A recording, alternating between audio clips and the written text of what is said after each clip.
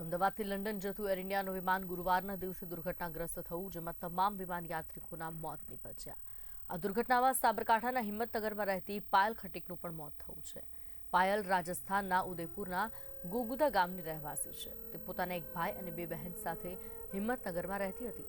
પાયલ ખટીકના પિતા રિક્ષા ચલાવી જીવન ગુજારી રહ્યા છે, તેમજ સમગ્ર પરિવારનો આધાર સ્તંભ પાયલ ખટીકનું મોત થતા પરિવારમાં પણ વ્યાપક શોક છે।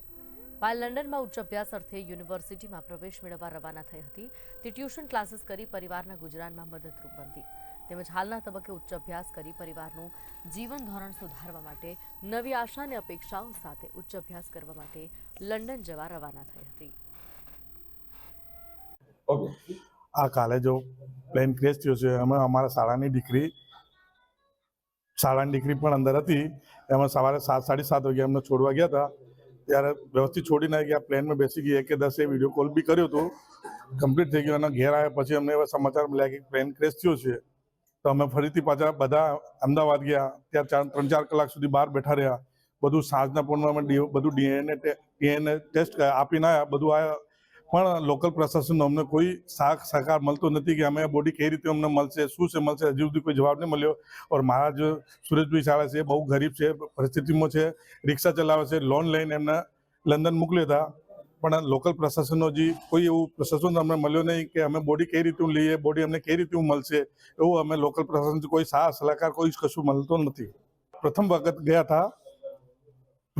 હતા લંડન અમારે કુટુંબમાંથી, ને એ કમાવનાર છોકરી એક જ હતી, એના ઉપર જ પૂરું ઘર ચાલતું હતું, અને એમના પપ્પા રિક્ષા ચલાવે છે, પૂજન કરે છે, આ છોકરી પર બધું એના છોકરી પર ચાલતું હતું। એમની એક બહેન છે, એક ભાઈ છે, टोटल कुटुंब में 5 परिवार से, आमाती जे कमार छोकरी एक ज थी। ये घटना हुआ प्लेन क्रैश का, इसमें पायल जो लड़की थी वो हिम्मतनगर की रहने वाली है। इसके पापा लोडिंग रिक्शा चलाते हैं, स्थिति उनकी बहुत ठीक नहीं है, थोड़ा कमाई करते हैं, और छोटा भाई है, छोटी बहन है, और वो लड़की ऐसी थी जो आज थोड़ा कमाई करके अपने ये मम्मी पापा और छोटे भाई बहन की खिलाने के एक रास्ता था।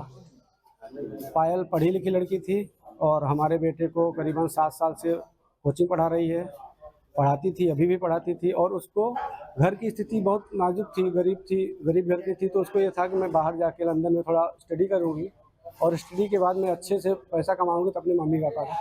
लंदन जावा माटे सवार में 7:30 वागे निकला था थी, अमे 10:30 पहुँची गया था। पहुँची गया 10-11 वागे ये अंदर जती थी तरत ज एमने कीधु पप्पा तमे जता रहो अंदर जाओ, सामने भरवा देता नहीं थो, बहार निकली गया था। 11:30-12 वागे घेर आया, घेर आईने बात करी तो कम्प्लेट थी, एना पछी पाछो फोन कर्यो तो कम्प्लेट छे पप्पा। पाछी एरपोर्ट जईने बैठी ने प्लेन में जईने विडियो कॉलिंग करी दी ने, तो भी के कम्प्लेट छे पप्पा, बीजું કોઈ કીધું નથી એને। પછી એના પછી 1 વાગે ફોન કર્યો, એના પછી પાછો ફોન જ નહીં લાગ્યો। 1-2 વાગે 10 મિનિટ એને ફોન કર્યો, વિડીયો કોલિંગ કમ્પ્લીટ હતું પ્લેનમાં બેઠીને। એના પછી પાછો ફોન આવ્યો, 2:30 વાગે સમાચાર મળ્યા એવું, હા વાહ સમાચાર મળ્યા વિડીયો કોલિંગ ઉપર। એના લીધે અમે અમદાવાદ ગયા હતા। એના અમદાવાદ ગયા પછી સારવાર મળી નથી એની, કોઈને કોઈ ડિસિઝન આવ્યો નહીં।